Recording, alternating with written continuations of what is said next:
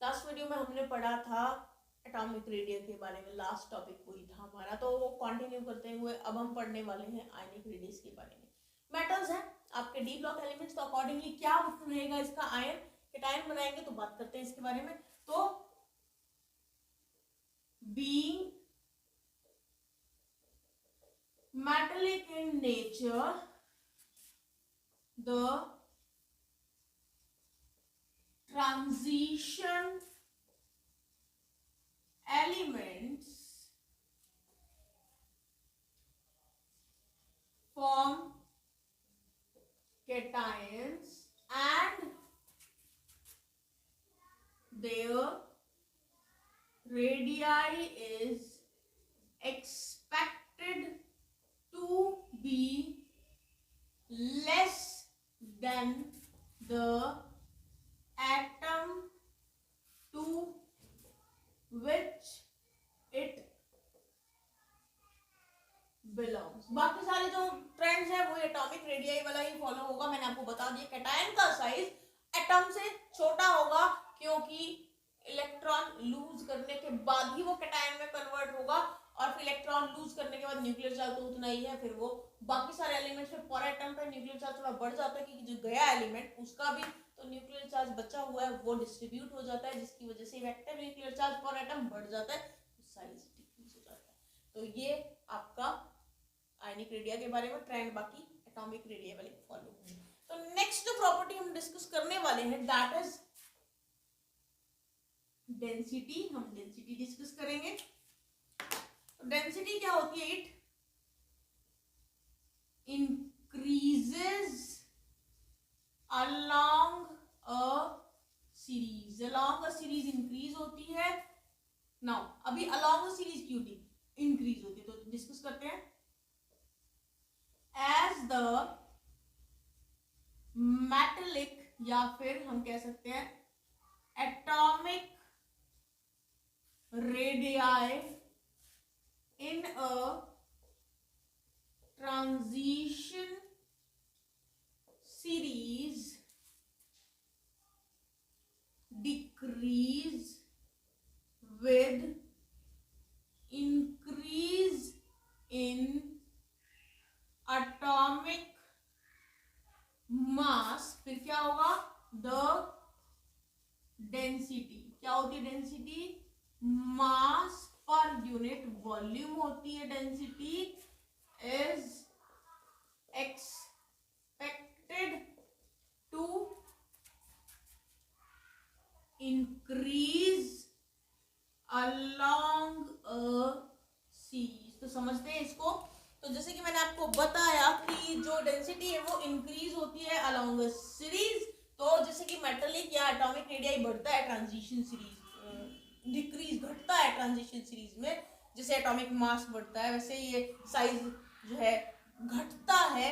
तो उसकी वजह से जो डेंसिटी है वो अकॉर्डिंगली डिक्रीज हो जाती, इंक्रीज हो जाती है। क्योंकि देखिए डेंसिटी क्या है? मास पर यूनिट वॉल्यूम। तो मास पर यूनिट वॉल्यूम के अकॉर्डिंगली मास बढ़ेगा तो डेंसिटी जो है वो इंक्रीज हो जाएगी। So as the metallic radii decreases, metallic radii decrease होगा तो वॉल्यूम घटेगी, राइट? साइज कम ऑक्यूपाई करेगा तो वॉल्यूम घटेगी।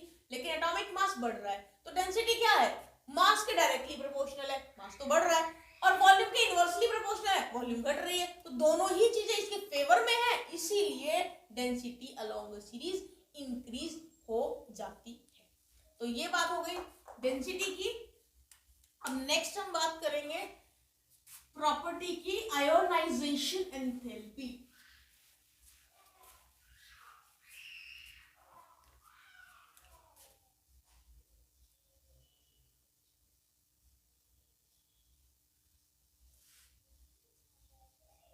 आयोनाइजेशन एंथैल्पी की बात करते हैं। आयोनाइजेशन एंथैल्पी की बात करें तो इनकी आयोनाइजेशन एंथैल्पी भी इंटरमीडिएट है इसके SO3 ब्लॉक के। तो कह सकते हैं higher than S block elements and lower than P block elements. अब तो ये कंपैरिजन हो गया अलग अलग ब्लॉक से। अब ट्रांजिशन सीरीज में आ जाते हैं। तो ट्रांजिशन सीरीज में देखिए, in the transition series the ionization enthalpy, I से शो किया मैंने आयोनाइजेशन एंथैल्पी को, तो ionization enthalpy increases from left to right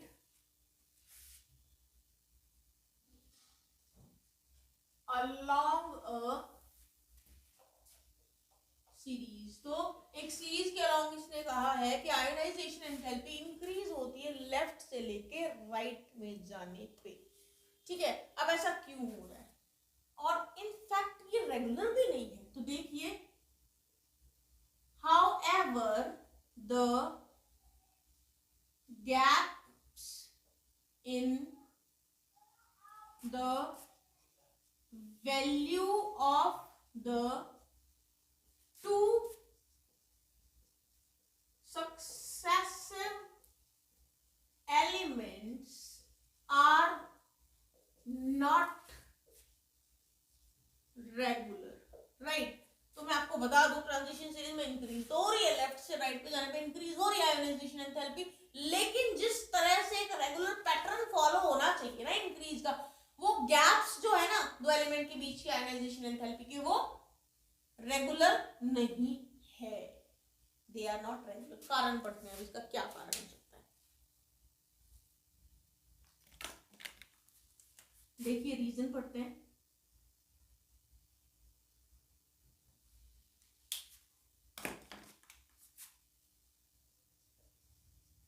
increase in ionization enthalpy is due to the increase in nuclear charge which tends to attract the electron cloud with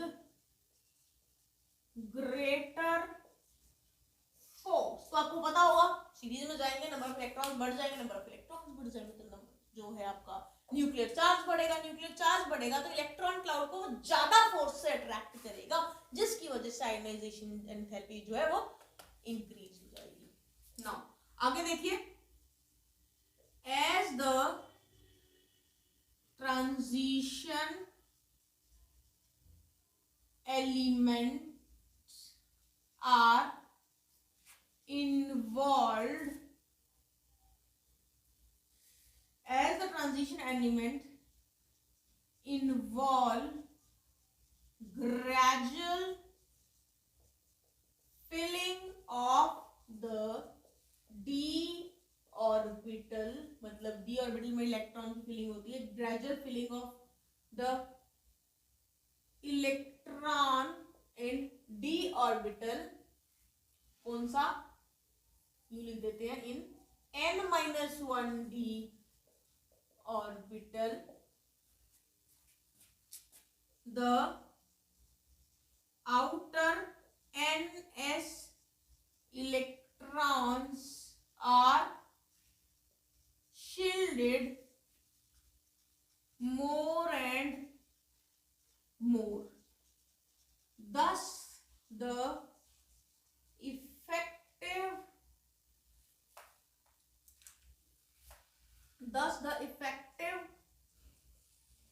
nuclear charge of the is opposed by the increase in the magnitude of screening affect consequently the increase in nuclear charge is not very limited, is very limited। तो एक बार इस चीज को पढ़ते हैं, समझते हैं, थोड़ा सा इंटेंस है ये, इसलिए मैंने आपके लिए पूरा पॉइंट लिख दिया। तो अब धीरे धीरे इसको समझते हैं। जब हम ट्रांजिशन एलिमेंट्स में जाते हैं सीरीज के अलॉन्ग, तो उसमें ग्रेजुअल फिलिंग होती है इलेक्ट्रॉन्स की अंदर वाले ऑर्बिटल में, n-d ऑर्बिटल में। तो अंदर वाले ऑर्बिटल में इलेक्ट्रॉन जैसे जैसे बढ़ते जाएंगे, वैसे वैसे आउटर वाले जो ns इलेक्ट्रॉन है वो शील्ड होते जाएंगे, एक तरह से रुकावट बनते जाएगी न्यूक्लियर चार्ज के लिए।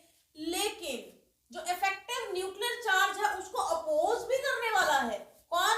उसको अपोज करने वाला है स्क्रीनिंग इफेक्ट। तो जो इफेक्टिव न्यूक्लियर चार्ज जो होना चाहिए था वो अपोज हो रहा है with the increase in the shielding effect. तो एक तरह से कॉन्सिक्वेंटली कुल मिला के क्या हो गया, तो न्यूक्लियर चार्ज बहुत लिमिटेड हो गया है। दो फोर्सेस यहां एक्ट कर रहे हैं, एक तो न्यूक्लियर चार्ज, एक स्क्रीनिंग इफेक्ट। न्यूक्लियर चार्ज की वजह से जो क्या होना चाहिए, न्यूक्लियर चार्ज बढ़ना चाहिए, इलेक्ट्रॉन्स ऐड हो रहे हैं, लेकिन जो स्क्रीनिंग इफेक्ट है वो न्यूक्लियर चार्ज को घटा रहा है। इस वजह से जो इंक्रीज है वो ज्यादा नहीं होता, वो लिमिटेड ही होता है because of these two opposing forces.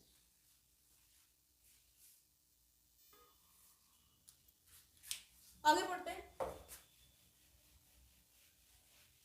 इसी में ही आगे कुछ और पॉइंट्स डिस्कस करेंगे।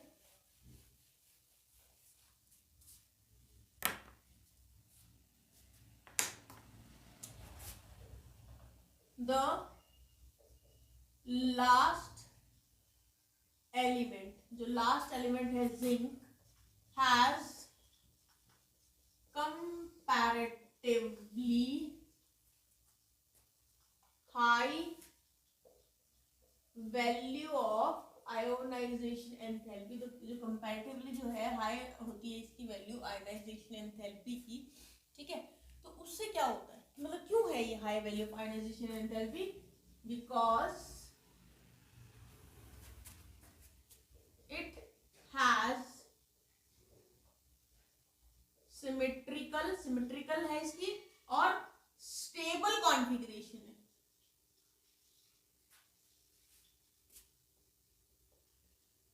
ड्यू टू द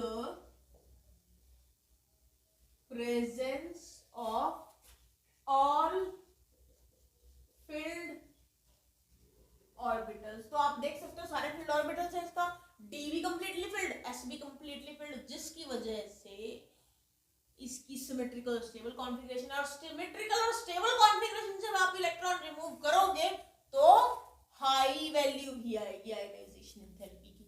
आगे डिस्कस करते हैं। The ionization enthalpy of chromium is lower, इसकी कम होती है। क्यों? Because of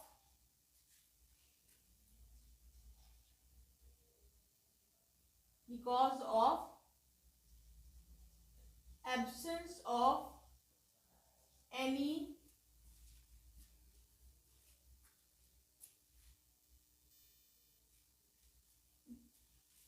change in d configuration. तो लोअर है क्योंकि इसके d ऑर्बिटल में 5 इलेक्ट्रॉन है और 4 और आपके s ऑर्बिटल में 1 इलेक्ट्रॉन है, तो इजीली लूज कर देते हैं, तो इसकी आयोनाइजेशन एंथैल्पी लो होती है। तो 1 इलेक्ट्रॉन लूज करते हैं तो कोई प्रॉब्लम नहीं है, d ऑर्बिटल तो फिर भी उसका हाफ फील्ड रहेगा ही ना, स्टेबल रहेगा ही ना, तो इस वजह से इसकी जो है कोई चेंज नहीं होता d ऑर्बिटल में, f का इलेक्ट्रॉन वो s के इलेक्ट्रॉन वो लूज कर सकता है।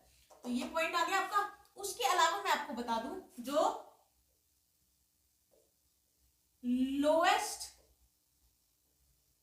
कॉमन ऑक्सीडेशन स्टेट है ऑफ दीज एलिमेंट्स, जो ये सबसे लोएस्ट ऑक्सीडेशन स्टेट शो करते हैं वो +2 शो करते हैं। अब ऐसा कब होता है, कैसे होता है, मतलब उसके बारे में डिस्कस करते हैं। +2 लिए ज्यादा, किसके लिए कम, थोड़ी बहुत तो डिफरेंसेस आएंगे, तो वो डिस्कस करते हैं now.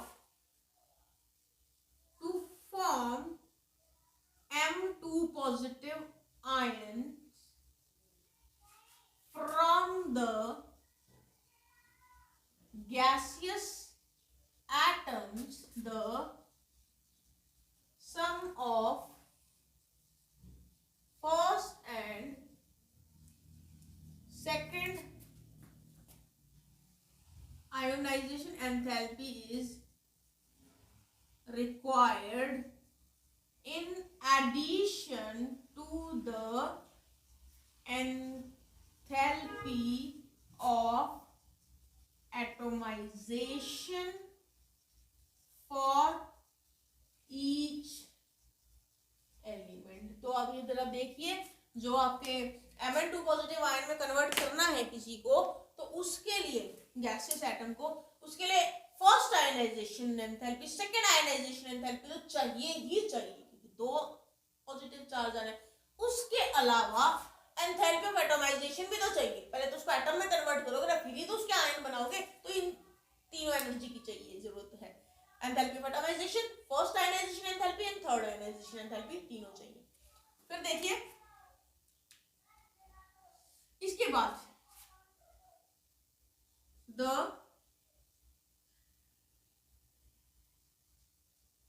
Second ionization enthalpy of chromium, chromium की सेकेंड आयनाइजेशन एंथैल्पी और कॉपर की क्या शो करती है, shows usually high values for where the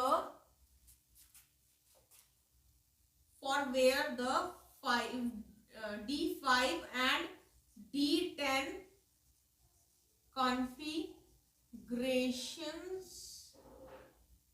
are disturb. अब ये देखिए क्या डिस्टर्बेंस है, क्या प्रॉब्लम है, तो जरा देखते हैं। तो आपका क्रोमियम जो होता है, मैं आपको समझा रही हूँ, क्रोमियम के लिए 3D5 4S1 कॉन्फ़िगरेशन है और कॉपर के लिए है 3D10 4S1। तो जरा देखिए, अगर मुझे 2 इलेक्ट्रॉन रिमूव करने, एक तो यहाँ से रिमूव हो जाएगा, ठीक है। अब दूसरा इलेक्ट्रॉन अगर मुझे क्रोमियम की कॉन्फ़िगरेशन में से रिमूव करना है, तो यहां से रिमूव करना पड़ेगा। तो आपको इसकी स्टेबल D5 कॉन्फ़िगरेशन से जब एक इलेक्ट्रॉन रिमूव करके इसका 2 पॉजिटिव आयन बनाओगे, तो एनर्जी तो ज्यादा लगेगी। भाई आपकी स्टेबल कॉन्फ़िगरेशन को डिस्टर्ब कर रहे हो, तो एनर्जी तो ज्यादा देनी पड़ेगी। ऐसे ही कॉपर, एक इलेक्ट्रॉन तो इजीली रिमूव हो गया, लेकिन जब आप M2 पॉजिटिव मतलब कि Cu2 पॉजिटिव आयन बनाना चाहते हो, तो उस केस के अंदर एक इलेक्ट्रॉन गया, दूसरा इलेक्ट्रॉन आपको स्टेबल डी कॉन्फ़िगरेशन मतलब फुली फिल्ड डी कॉन्फ़िगरेशन में से निकालना पड़ेगा, तो आपको तो एनर्जी ज्यादा देनी ही पड़ेगी। तो इस वजह से इनकी क्या है, यूजुअली हाई वैल्यूज होती है आयनाइजेशन एंथैल्पी की M2 पॉजिटिव आयन के लिए।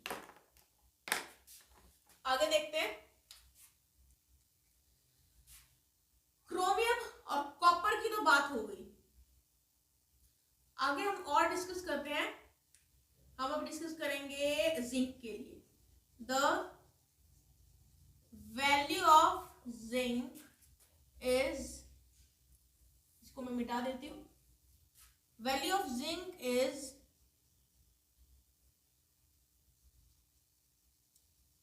correspondingly low as the ionization consists of the removal of an electron which allows the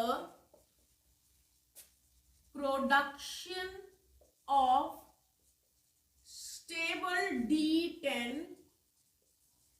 configuration, मतलब कि 3D10 4S2 for Mn2 positive.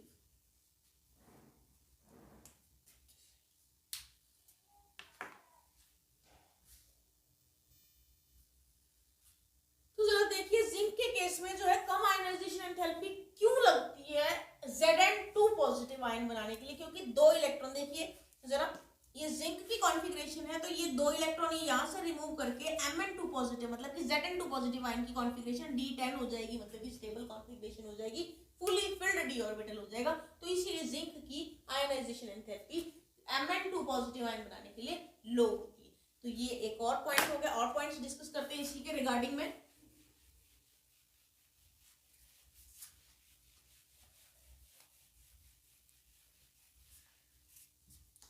Next point देखिए, the trends in third ionization enthalpy, मतलब Mn3 positive बनाने के लिए, shows the great difficulty of removing an electron from the D5, मतलब कि Mn2 positive के लिए, एंड D10 मतलब कि Zn3 पॉजिटिव के लिए आयंस।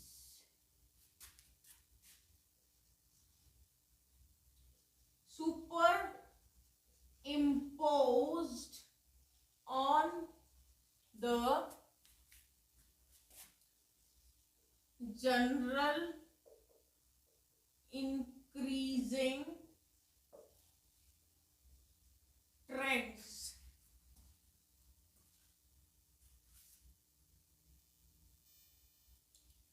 तो देखिए Mn2 पॉजिटिव मैंगनीज वाला, उसकी कॉन्फ़िगरेशन होती है D5, और Zn2 पॉजिटिव जिसमें D10 होते हैं इलेक्ट्रॉन्स, उसकी कॉन्फ़िगरेशन आपको देखिए D10 होती है। तो अब इनमें से एक एक इलेक्ट्रॉन और रिमूव करना है, मतलब कि हमें M3 पॉजिटिव आयन बनाना है। तो D कॉन्फ़िगरेशन में Mn2 पॉजिटिव से Mn3 पॉजिटिव बनाओगे तो D5 में से इलेक्ट्रॉन रिमूव करने पड़ेंगे, तो ज्यादा डिफिकल्टी है, लिखा ना ग्रेटर डिफिकल्टी, तो ये हाई होगी। ऐसे ही Zn2 पॉजिटिव से Zn3 पॉजिटिव बनाने की कोशिश करोगे तो D10 में से स्टेबल कॉन्फ़िगरेशन में से रिमूव करना पड़ेगा, तो वो भी ज्यादा ही लगेगी। तो इंक्रीजिंग ट्रेंड्स फॉलो होंगे जनरली, क्योंकि आप स्टेबल कॉन्फ़िगरेशन को डिस्टर्ब कर रहे हो। Now lower third ionization enthalpy for Fe। अब Fe के केस में थर्ड आयोनाइजेशन एंथैल्पी लो है as compared to the trend. जो ट्रेंड फॉलो हो रहा है उसके अलावा इसके कंपैरेटिवली इंक्रीज होने की वजह इसमें तो डिक्रीज आ रहा है। अब इसमें डिक्रीज क्यों आ रहा है वो भी देख लीजिए, as because formation of Fe3 positive ion result in stable 3d5 configuration. तो देखिए जो Fe जो होता है उसकी कॉन्फ़िगरेशन है 3d6 4s2, और Fe3 पॉजिटिव बनाओगे तो 2 इलेक्ट्रॉन, तो ये गया 1 इलेक्ट्रॉन इससे गया, तो उसकी कॉन्फ़िगरेशन 3d5 आ जाएगी। तो ये बनाने के लिए तो आयनाइजेशन एंथैल्पी लो लगनी ही है। इसके अपोजिट, क्योंकि इसको stable configuration third electron remove होने के बाद मिल गया, तो लो आयनाइजेशन एंथैल्पी लगेगी उस इलेक्ट्रॉन को रिमूव करने में। फिर उसके बाद मैं आपको एक जनरल बात बताती हूँ। जनरल बात देखिए, smaller the ionization enthalpy of a metal, जितनी ज्यादा कम हो गया आयोनाइजेशन एंथैल्पी मेटल की, greater will be the thermodynamic stability of its compound. तो जितनी ज्यादा कम, मतलब जितनी कम आयनाइजेशन एंथैल्पी मेटल की, उतनी ज्यादा उसकी थर्मल स्टेबिलिटी होगी compound. This was about the ionization enthalpy of D block.